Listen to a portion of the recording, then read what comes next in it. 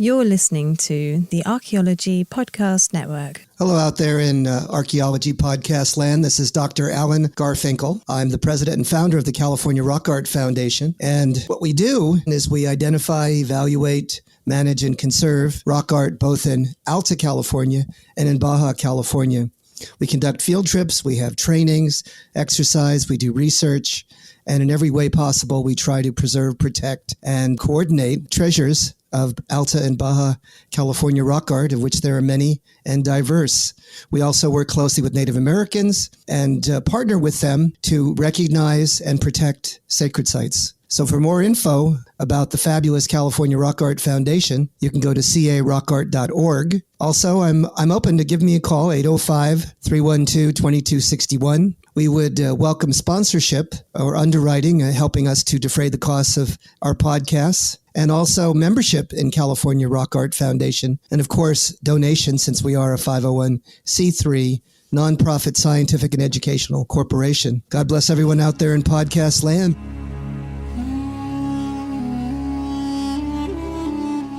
You're listening to the Rock Art Podcast. Join us every week for fascinating tales of rock art, adventure, and archaeology. Find our contact info in the show notes and send us your suggestions.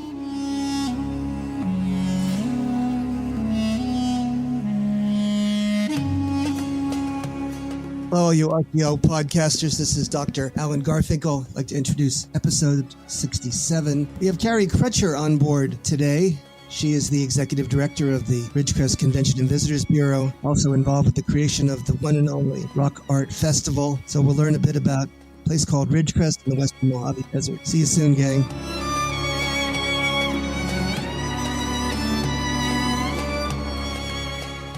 Hello out there in Archaeology Podcast land. This is your host, Dr. Alan Garfinkel, and we are blessed today to have Kari Crutcher, who is the executive director of the Ridgecrest Convention and Visitors Bureau. Also, I believe the director of the new Welcome Center in Ridgecrest, Welcome, California, and also principally responsible for the annual Petroglyph Festival. And we're going to talk about the Petroglyph Festival. I believe it's the only one in the world. And also what we call Petroglyph Park and some of its interesting dynamics right there in the town of Ridgecrest, which has been branded as the city of the Petroglyphs. Kari, are you with us? I am. Thank you for having me back. Kari, it's good to have you back, and it's always a wonderful interlude to speak with you. We just finished up not too long ago a Petroglyph Festival. What number was that? That was the 8th annual Petroglyph Festival. The 8th annual, 8 years of an annual Petroglyph Festival. And I believe that's always the first weekend in November, is it not? That's right. Yeah. So for the last 2 days, for those 2 days in November, how many folks do you think showed up? What's the estimate? This last year in 2020, we were coming off the heels of COVID. And so the festival was a little bit pared down. And we had fewer vendors, and we just weren't sure what to expect. But as you know, we had a great turnout, and we expect that we saw probably 10,000 people over both days for sure. I think the first day we had maybe probably 6,000 or 7,000. So all things considered, we really considered this year to be a success.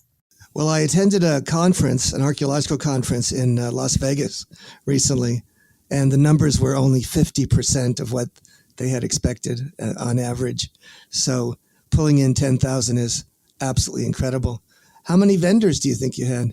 So last year we probably had about 50 vendors, and compared to 2019, that was quite a bit fewer. We had, I think in 2019, upwards of 100 vendors, and that was definitely the most that we had seen. Yeah. We were just happy to have as many as we could in 2021.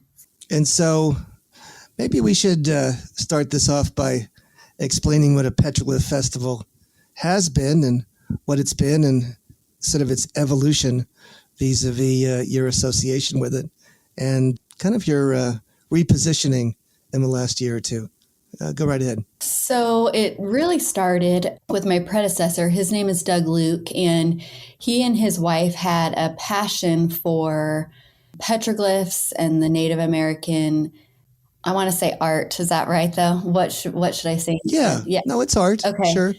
Just all things surrounding that. And considering the fact that our city and our valley, the Indian Wells Valley, is just loaded with that history and that culture, they just decided to really spread that message and just started small, and little by little it kind of, like you said, we kind of branded the city with petroglyphs. And in 2014 they had an idea to do a Petroglyph Festival. And so it was how does one brand the city with petroglyphs? Incrementally. They went to the city, and so the city council thought that that was a good idea. Then they went literally door to door to businesses. The Visitors Bureau, which I now manage, offered to sponsor each business. And by sponsor, we basically paid to have a local artist come and paint petroglyphs on buildings and on, we'll talk about Petroglyph Park in a few minutes, but it just really started with seeing petroglyphs popping up here and there in renderings of the petroglyphs that we have out in our valleys and canyons.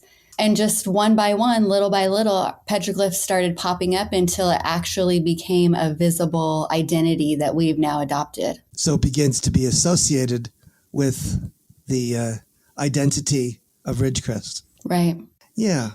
Then I guess we began together to try to understand, how does one create and develop a themed event called the Petroglyph Festival? Mm-hmm. How the heck does one do that? Well, that first year, when they had this idea, there was a group of them, and they sat down and just really started thinking, okay, what elements do we need to create, really? Because nothing of the sort even existed, and still really doesn't actually. But what elements do we need to create a Petroglyph Festival? And so they worked with some of the Native Americans in our community. They started there, and then they branched out to work with some of the local tribes in our area. And just, they had kind of a baptism by fire in learning all the different history and just, different elements that they wanted to incorporate into the festival. And so that first year was more of, definitely had a street fair feel with little bits of petroglyphs and little bits of that culture woven in. But year by year, we've kind of just pulled back the whole street fair theme, and we've been able to incorporate more of the heritage and more of the history and more stories from Native Americans and basket weaving. And, that one year we had the agave roast. Yeah, right. Food, definitely food. And so we still have parts of the street fair, lots of good food, good shopping. But I think that one of the things that you've done, which is so rather amazing, is people are coming to be enriched educationally, topically, to see, hear, taste, sense, and learn about Native Americans.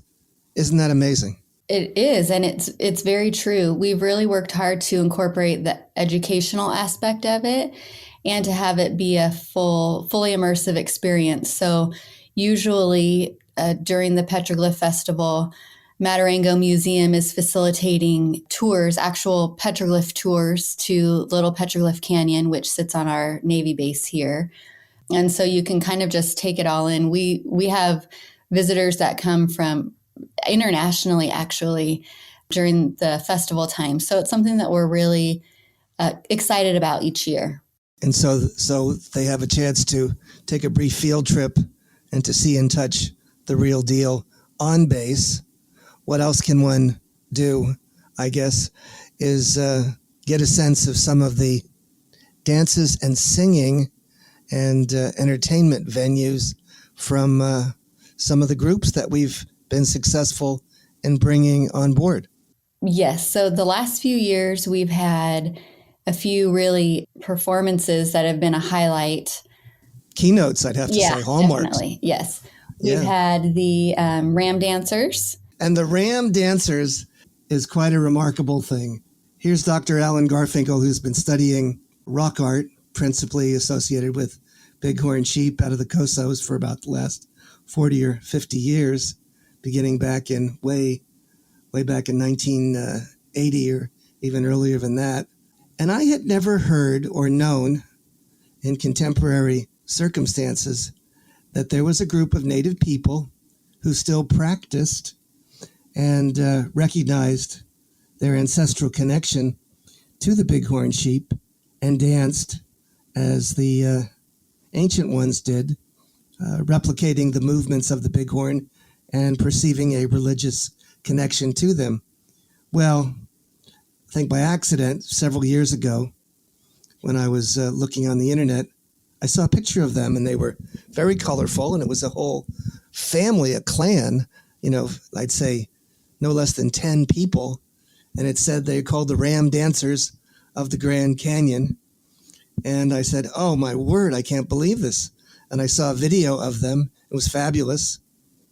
And now the next challenge was, how do we connect with them? I don't know at what point in your discovery of the Ram Dancers you shared them with me, but you did at some point. And so I started out on the mission to connect with them, and it was not an easy task. No. The first year we failed miserably. Yeah. We tried every possible way, and connection and phone calls and even daisy chaining from those. Oh yeah, I know them, but how do we find them, or how do we connect with them? Well, as it turns out, I have a colleague who studies the bighorn sheep and visits them at great length.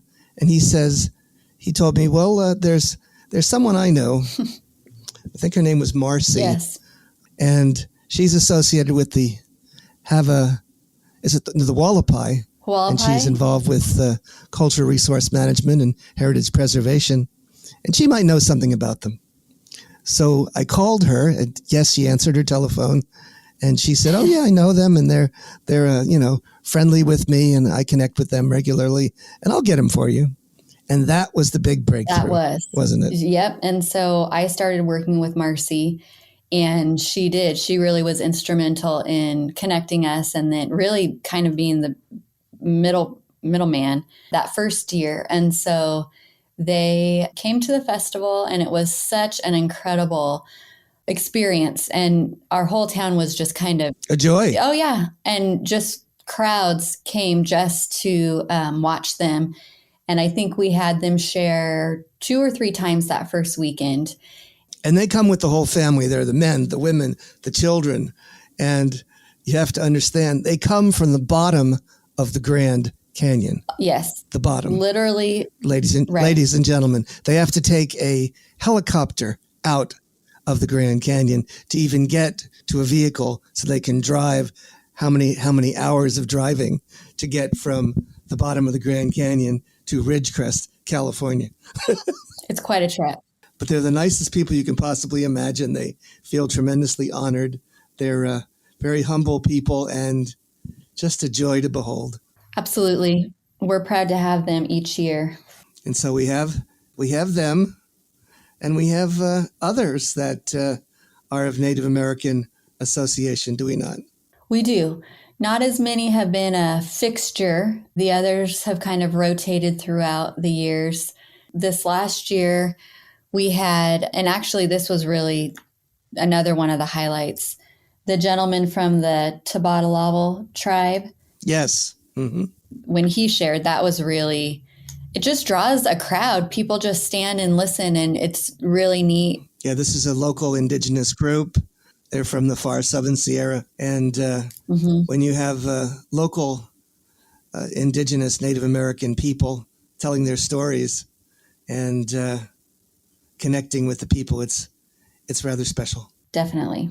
And so we did that, and we pioneered a new activity, a new department allied with the Petroglyph Festival, and that is tours of Petroglyph Park. Go ahead, Kari. Talk about that, would you?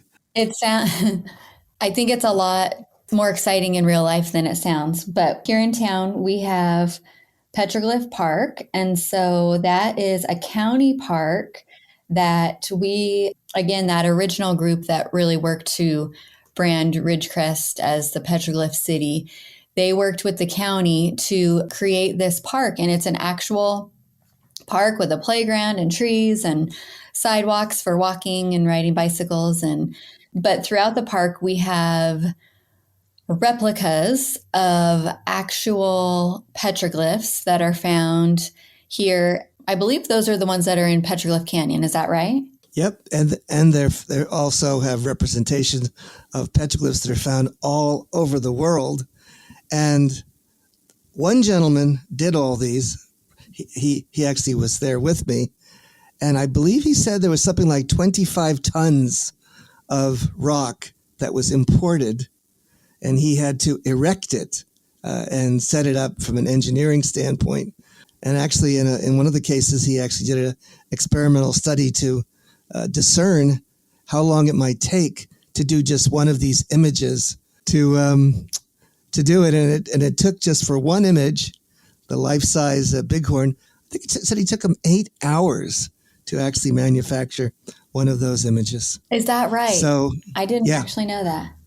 Took him 8 hours to just manufacture that one image, that one element of a life-size bighorn sheep, as comparatively that was copied from the little Petroglyph Canyon imagery.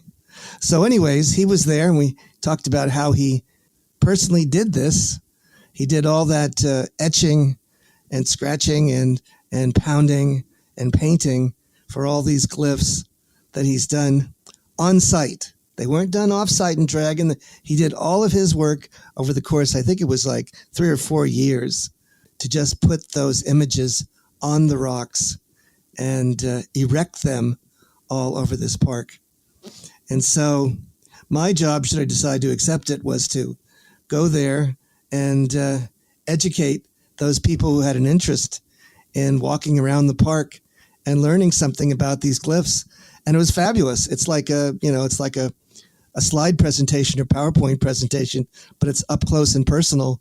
And they have examples of archaeological features in association with those images, and it works. That's right. We got a lot of great feedback on those tours, and it was kind of the perfect marriage to have you there with the educational side and then Olaf there with the artistic creator side. It was really neat, and I am hoping that we can continue to do that in the future. Yeah, we'll make that a fixture as part and parcel of our efforts. Yeah. Well, that's it for the first segment. See you in the flip-flop, gang. Looking to expand your knowledge of X-rays and imaging in the archaeology field? Then check out An Introduction to Paleoradiography, a short online course offering professional training for archaeologists and affiliated disciplines. Created by archaeologist, radiographer, and lecturer James Elliott, the content of this course is based upon his research and teaching experience in higher education. It is approved by the Register of Professional Archaeologists and the Chartered Institute for Archaeologists as 4 hours of training. So don't miss out on this exciting opportunity for professional and personal development. For more information on pricing and course structure, visit paleoimaging.com. That's PALEO imaging.com, and check out the link in the show notes. Welcome back to segment 2. This is the 67th Rock Art Podcast. We're doing an interview with Kari Crutcher, the executive director of the Ridgecrest Convention and Visitors Bureau, one of the principal people associated with the Petroglyph Festival and some of the tours of Petroglyph Park. And now we're going to be chatting a bit about the foundation that they're a part of to educate people on rock art, and also talk about the new Welcome to California facility, and some of the wondrous elements of that new brick and mortar facility. I'm here. Thank you. So as part and parcel of what we're trying to accomplish, I guess, vis-a-vis the Petroglyph Festival, you have is it a nonprofit foundation? We do. It's called the Petroglyph Education Foundation. Okay. And what exactly does that do? We talked in the first segment about the early days of the Petroglyph Festival and its origination. And so going back to that group that started it, they realized that this was more than just a little festival or painting some petroglyphs on buildings, that they really wanted to grow this, really to make it official, but to make it something that was educational. And so they founded the Petroglyph Education Foundation, which is a nonprofit organization primarily working to educate locals and others on that history in our region. And how is that done? How do they approach that challenge?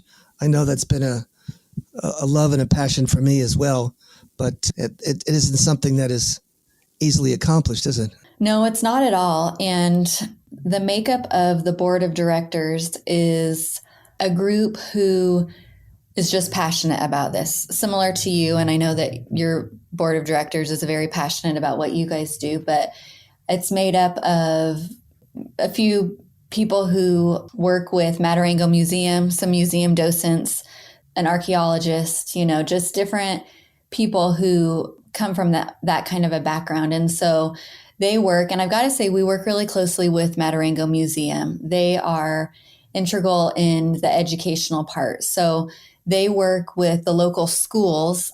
Of course, COVID has kind of put a wrench in things, but prior to COVID, in representing the Education Foundation, the docents from the museums would go into the schools or host the schools at the museum and just teach them about the petroglyphs and about the Native Americans and how they, just the different things that they did. And so our kids, as they're growing up in school, they're now learning all this local history that we have that you would never even know about. I grew up here and I had no idea until I came to this job of what is sitting in our valley. And so it's really neat that we're able to share that with our students in the area. And then beyond that, with the Petroglyph Festival and some of the other stuff that we do. So it's an outreach program. It's one that you try to capture the youngsters and teach them a bit about their immediate environment and about the native people and about the imagery on the rocks. Is that correct?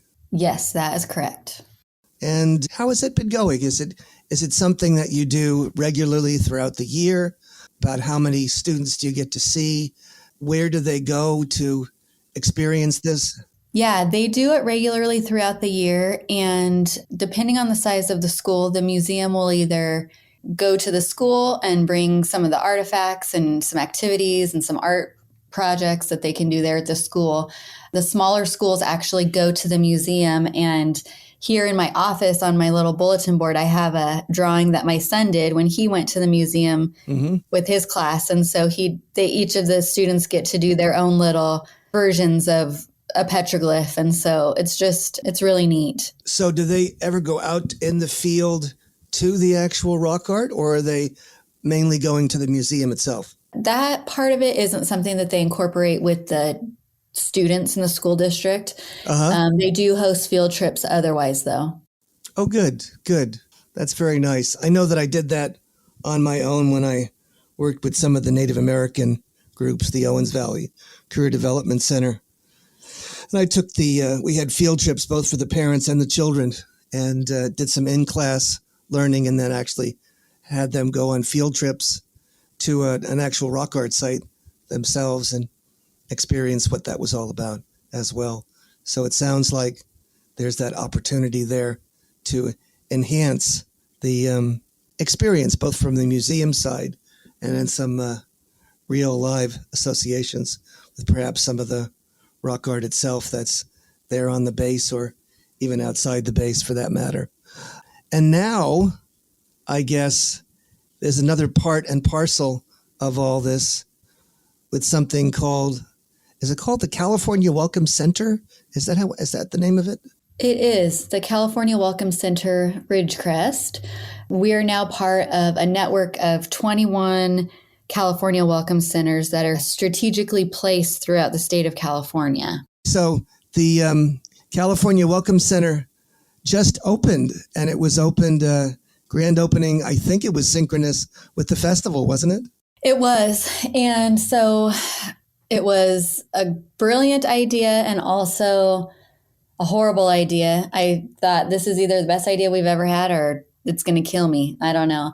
It was a lot of work to open the Welcome Center. We moved into a larger facility, and there was a remodel involved, and then just building the exhibits and the retail space and all of it. And we had a very short time frame to work with. So it was a lot of work, but we pulled it off. We opened November 6th, which was in conjunction with the Petroglyph Festival. And we had a great opening weekend, and things have really been going well since then.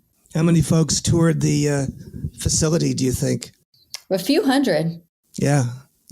When I was there, it was packed. Talk a bit about some of the displays or some of the interactive representations that were there for when people came into the Welcome Center to see and feel and touch and get some flavor for the Indian Wells Valley and also the immediate vicinity in terms of a bit of educational enrichment. Yeah, so you just said it, in educational enrichment. That is something that's important to us here at the Visitors Bureau. And Ridgecrest is often overlooked in a lot of ways. And the history that is here, the interesting things that go on here, whether it be, all of the archaeological exciting things that go on or all of the filming that goes on in our area. We have a large amount of TV and film productions that take place here. And so we just wanted to focus on the awesome parts of Ridgecrest and highlight that for our locals, but also for our guests. And so what we've done is we have 4 different exhibits here inside the Welcome Center. And one of them highlights just the history of Ridgecrest. Ridgecrest has a cool history starting in the 1940s. The Navy came here to do top secret work in support of World War II. And then a Navy base popped up around that. And then the city popped up around the base. And so there's a lot of fun facts there that we like to highlight. And then we do have an exhibit focusing on petroglyphs and archaeology. And we actually just today, Matarango Museum came in and placed a display here in the Welcome Center. So we now have a few little petroglyphs and a few other things, some natural history stuff, a coyote and some snakes and other things. So that's something that's new, Alan, that you haven't seen. I haven't even seen it yet. Definitely. Well, you know that I wasn't around when Ridgecrest started. But I heard some things. I heard it was called Crumville before it was. Well, I think they missed the boat. It should always be called Crumville. But the interesting thing on that one sort of exhibit is that you have a virtual reality exhibit, probably one of the only ones in the world that I'm aware of, on rock art. Am I correct?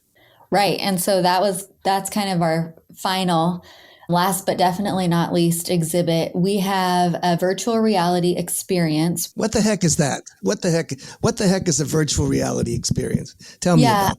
I never really knew what it was either. You put on the special little headset, like goggles, and you're watching. It's actually a video, but it's something that is, talk about an immersive experience. You put on the goggles and you feel like you are there. And so we have the Petroglyph tour, which you actually are featured in. Yeah, we have it.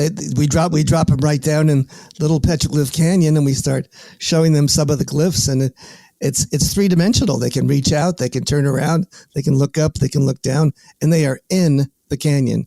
And it is not like a cartoon. I mean, the resolution and the reality of this is so overwhelming. You feel as though you are literally there. It's really incredible. And I got to say, I was kind of not a naysayer, but maybe a little bit skeptical about the whole virtual reality thing. And when we first met the filmmaker, he gave us a little sample of some of his work. And I could not believe when I put on those goggles, I just couldn't believe you literally feel like you're in a different world. And so right now it's twofold. With COVID, the petroglyphs on the base are not accessible. And even in the best of times, there are still some restrictions because those petroglyphs are on the Navy base. And so with this VR experience, it's an alternative now for those who can't make it out there to see the things in real life. It's really the second best. I know that I've taken a number of my colleagues to visit with the executive producer who does the VR, the demonstrations and these exhibits. One woman who's, I believe she's almost in her 80s now.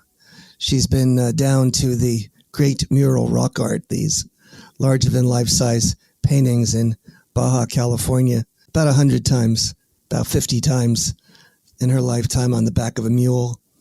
And it happened that this individual had captured some of that imagery, and she put on the headset, and oh my Lord, she was transported instantaneously to her lovely canyon, and she started lecturing and telling us all about each of the images and what they meant, and it was just wondrous. And she was like over the moon, absolutely over the moon about the reality and the depth of perception and the way in which they are perceived. I guess unless someone experiences this, they may not understand.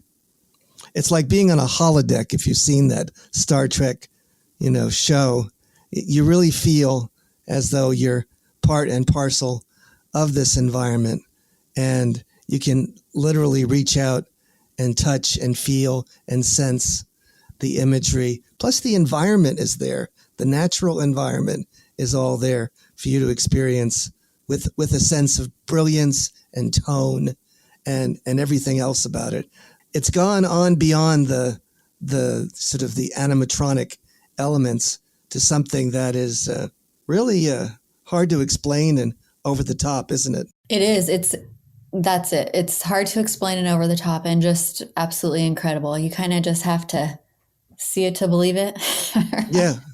And fortunately, this is probably one of the only rock art public displays that has this kind of exhibit in the world that I'm aware of.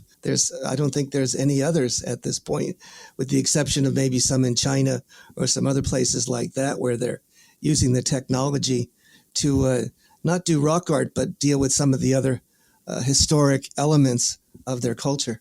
So it's really quite a featured element to have such a wondrous display available for the general public. And I guess we'll close out this segment with that particular piece. See you all on the flip-flop, gang. Welcome back, gang, all you Archeo podcasters. This is Dr. Alan Garfinkel with Rock Art podcast number 67 with Kari Crutcher, who's the executive director of the California Welcome Center and also the Convention and Visitors Bureau here of Ridgecrest, and of course the Rock Art Festival that occurs the first weekend of November. And we're talking about all things rock art associated with the festival and associated with the new Welcome Center, California Welcome Center, there in Ridgecrest. So is this the first Welcome Center to be in Ridgecrest? It is. The nearest one is maybe, I don't know, about an hour away. And Ridgecrest was selected by the state of California because of our proximity to Death Valley. Some call us the gateway to Death Valley. Sure. We're the closest full-service city to Death Valley.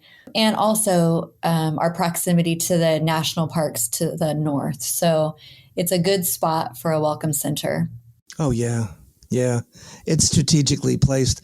I don't think people understand the centrality and the interesting geography that relates to Ridgecrest and how it kind of is a pivotal spot.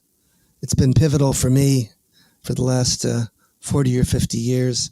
I used to live in Sacramento, but I would come down to Bakersfield often to do a lot of archaeological research or cultural resources management work over the years.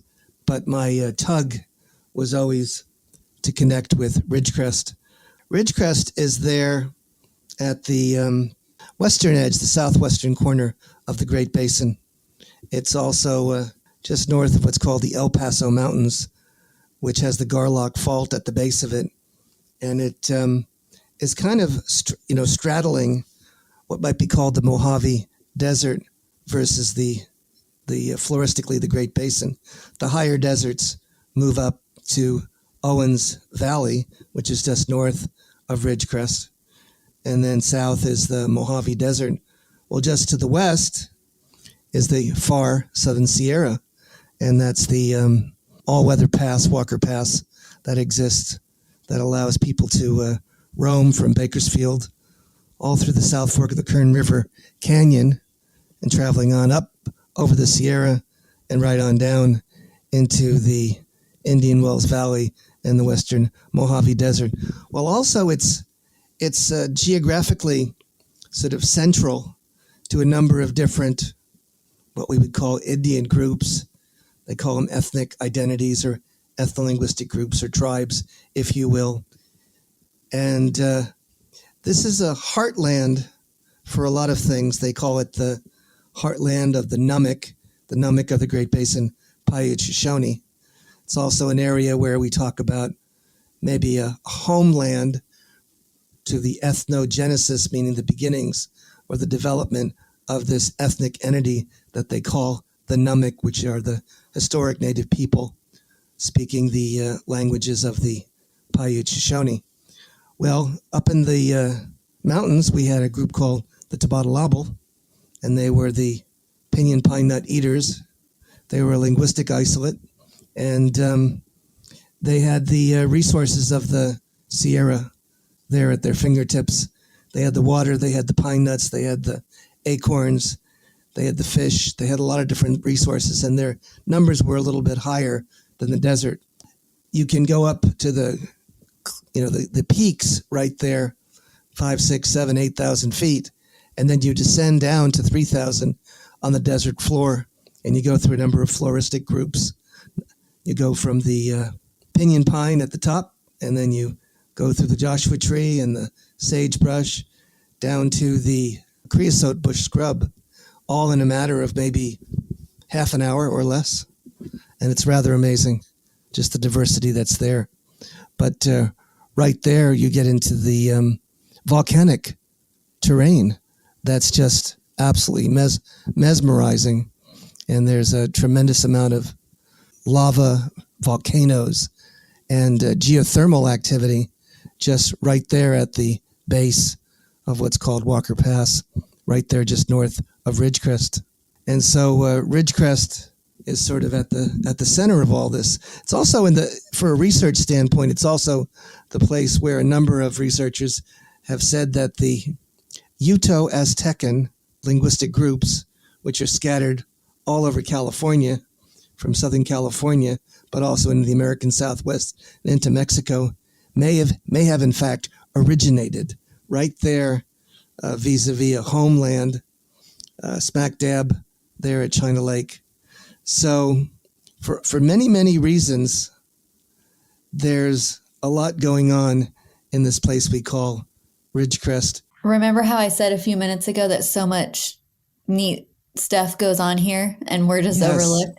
Even just hearing you describe geographically where we are, I'm thinking, dang, I could just take that little snippet and make a commercial. It sounds so awesome just hearing you say that. The geography itself, I mean, it's taken me 50 years to figure all this out. But, floristically, it's amazing.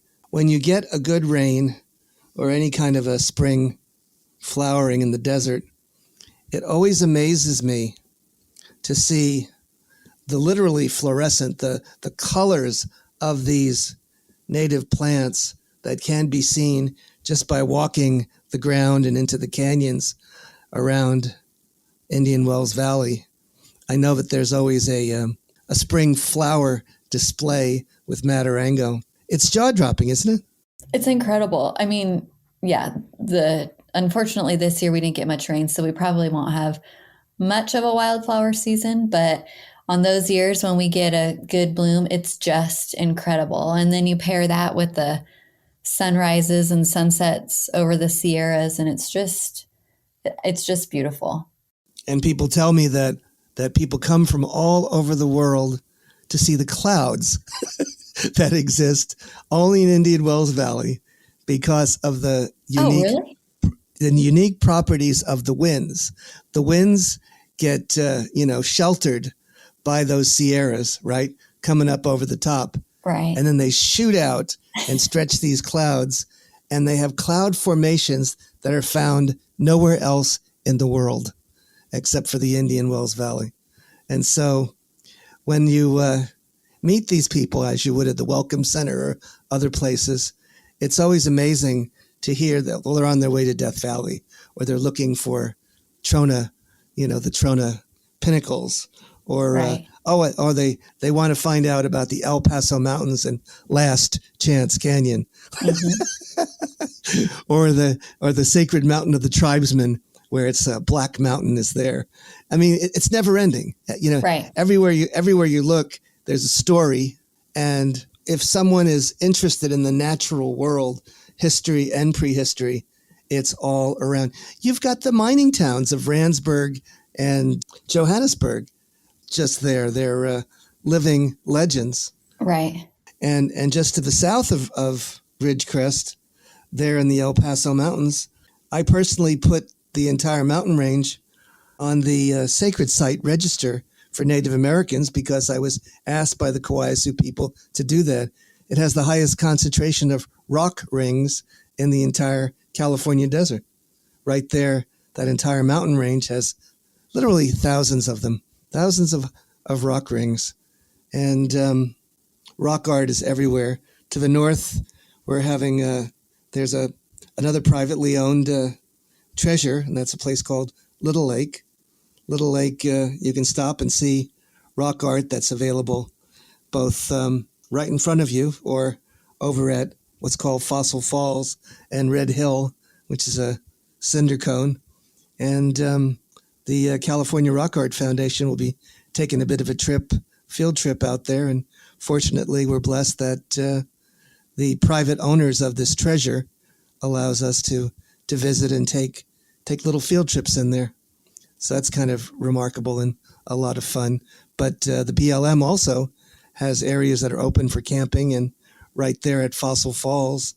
And that area is on the National Register as well. It's a treasure trove of both of archaeology and a taste of rock art.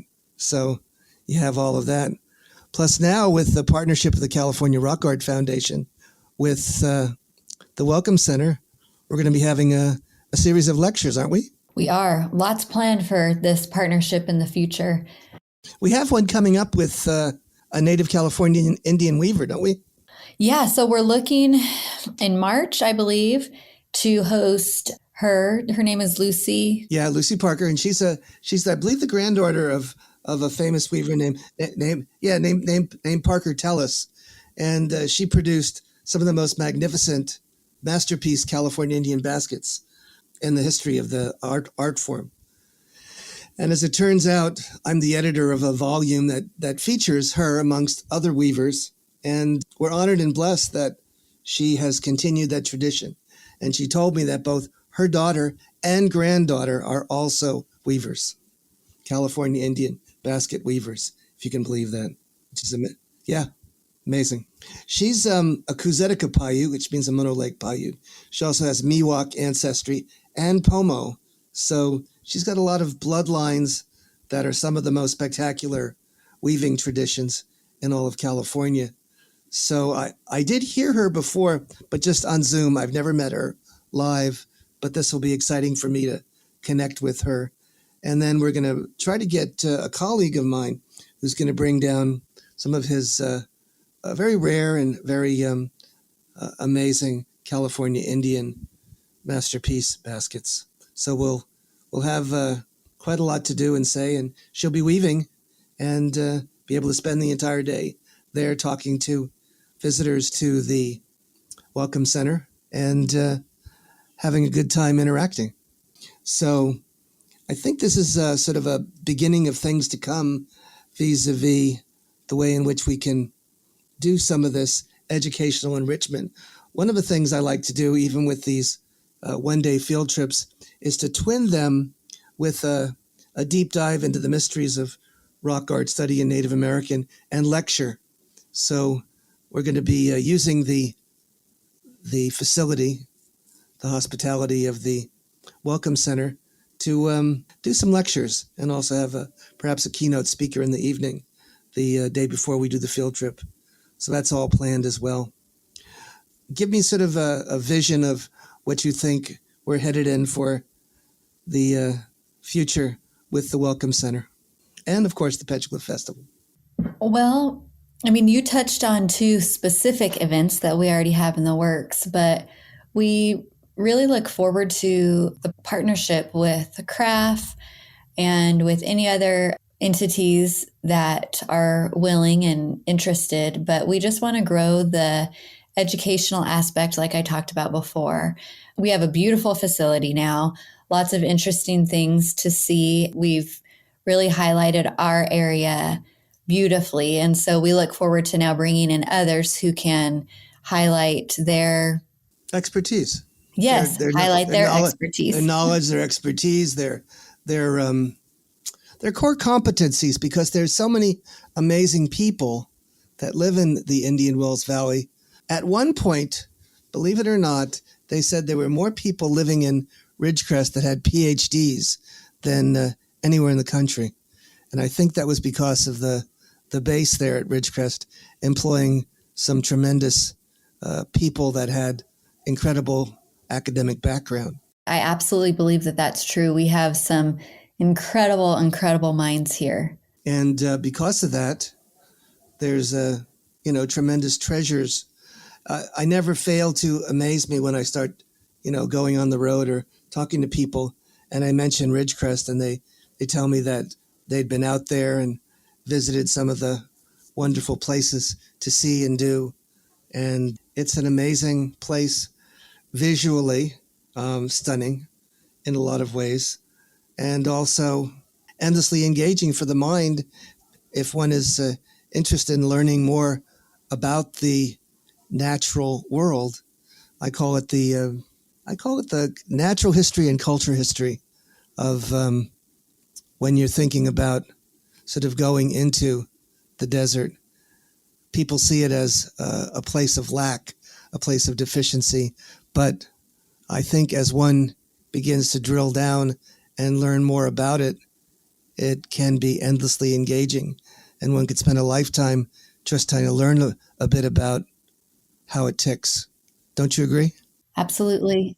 I absolutely do. I do always say all roads lead to Ridgecrest, because it feels like no matter where you go, just like you just said, someone was from Ridgecrest or visited, or, their grandfather worked here, or whatever it may be. So there's something there's something kind of magical about this place, and the beauty and the community that we have here.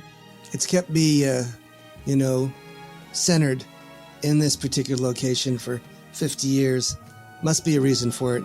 Kari, it's been an absolute pleasure. Yep. Thank you so much for taking the time to visit with us today. See you on the Flip Flop Gang. See you next week. God bless.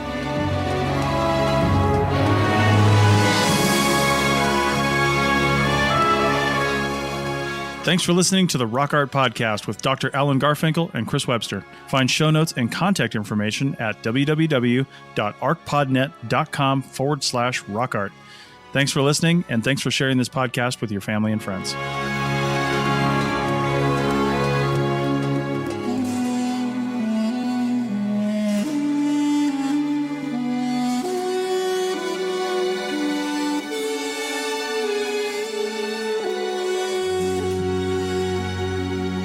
This episode was produced by Chris Webster from his RV traveling the United States, Tristan Boyle in Scotland, DigTech LLC, Culturo Media, and the Archaeology Podcast Network, and was edited by Chris Webster. This has been a presentation of the Archaeology Podcast Network. Visit us on the web for show notes and other podcasts at www.archpodnet.com. Contact us at chris@archaeologypodcastnetwork.com.